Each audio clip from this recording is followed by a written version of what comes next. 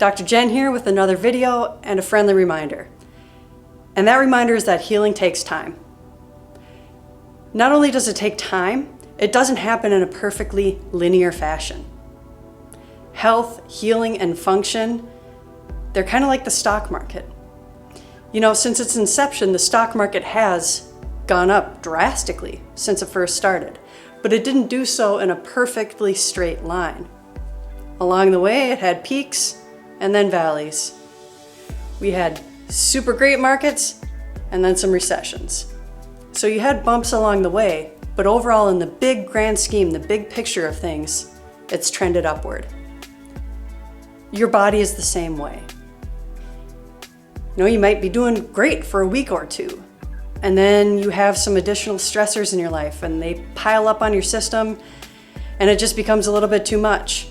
So you were soaring like this, you hit those stressors and then you kind of bottom off or even start to dip a little bit.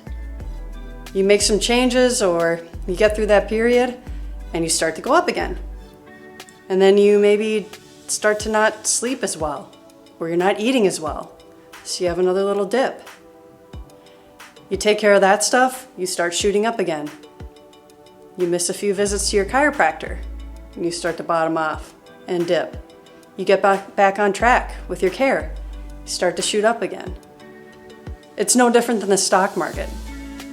The goal here is to play the long game.